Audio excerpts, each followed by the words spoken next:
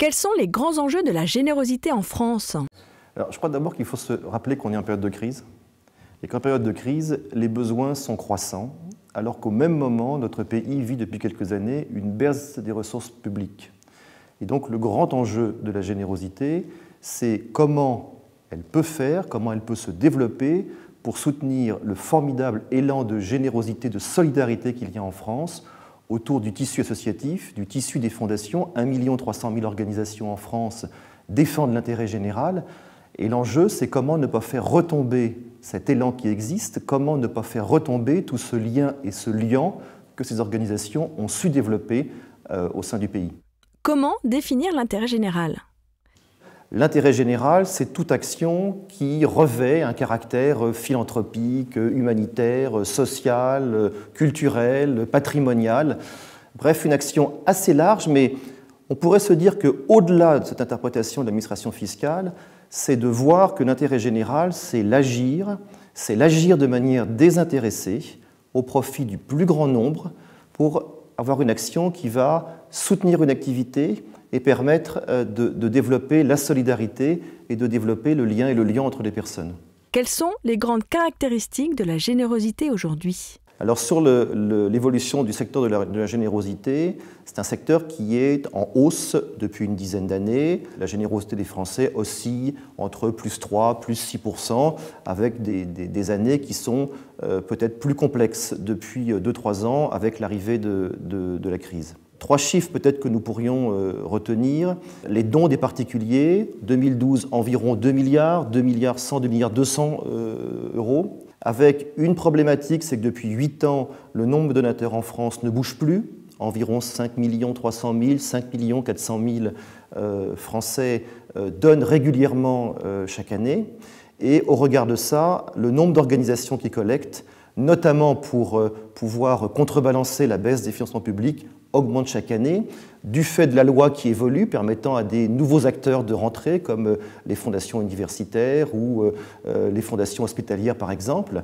Les besoins s'accroissant, eh bien, le nombre de fondateurs d'organisations augmentant, on se retrouve avec un marché, entre guillemets, de la générosité, qui se retrouve avec une concurrence qui est plus forte qu'avant. Donc 2 milliards 100, 2 milliards 200 pour les dons des particuliers, auxquels il faut rajouter les personnes qui vont transmettre leur patrimoine via un testament, donc c'est un don post-mortem qui est situé aux alentours d'1 milliard d'euros en 2012. Et puis l'évolution du mécénat d'entreprise, qui lui connaît un essor assez important depuis 4-5 ans, avec une hausse de l'ordre de 30% la dernière année, pour s'établir autour de 868 millions d'euros, et un mécénat moyen d'entreprise qui est autour de 39 000 euros. Et comment le secteur de la générosité évolue-t-il ? L'évolution du marché a amené 4 grandes postures différentes de la part des fundraisers. D'une part, on assiste à une professionnalisation assez forte du marché, l'utilisation d'un marketing direct de plus en plus complexe, lié avec du multicanal, donc l'utilisation de différents médias pour pouvoir convaincre une cible, un auditoire. Ça, c'est une première tendance. Une deuxième tendance qui est l'émergence de grands donateurs, avec tout ce que cela va impliquer dans la relation que l'on va créer avec eux, qui est très différente de celle qui était en marketing direct, et puis cette volonté des grands donateurs de financer globalement des projets et donc d'emmener les organisations vers le fait de pouvoir mieux cadencer leurs actions, de pouvoir les évaluer, de pouvoir connaître mieux l'impact qu'elles ont sur leurs bénéficiaires. Troisième point, c'est clairement une position de l'entreprise qui est de plus en plus forte dans ce secteur pour 2 raisons essentielles. La responsabilité sociale de l'entreprise qui va devenir une valeur importante dans l'évaluation des entreprises. On note d'ailleurs différents décrets en 2012 qui vont obliger les entreprises à avoir plus de transparence en matière d'impact sur leur territoire, d'impact social, d'impact sociétal.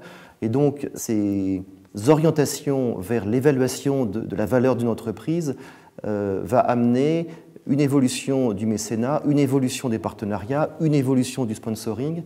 Et enfin, le 4e et le dernier point sur lequel je vois une évolution, c'est la problématique de la transmission, avec de plus en plus de personnes qui, soit parce qu'elles n'ont pas d'héritier direct, soit pour des problématiques fiscales et patrimoniales, eh bien, se posent des questions en matière testamentaire, en matière de transmission de leurs biens.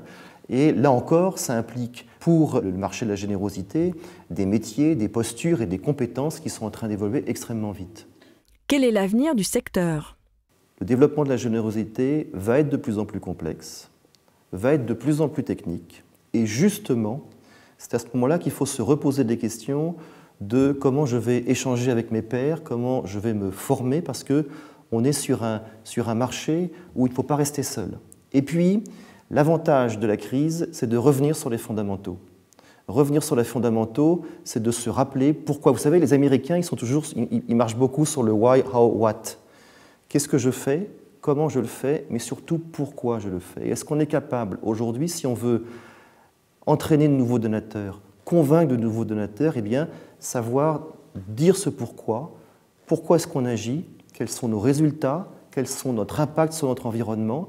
Et si on redonne plus de sens dans nos actions, si on est capable d'entraîner et de montrer que grâce à la générosité, eh bien, les plus démunis peuvent s'en sortir, eh bien, je crois qu'il y aura des demain radieux pour la philanthropie. Pour tout savoir sur l'actualité du secteur du fundraising en France, pour connaître les formations et l'agenda de l'Association française des fundraisers, pour vous abonner à sa newsletter, rendez-vous sur fundraisers.fr, le portail du fundraising français.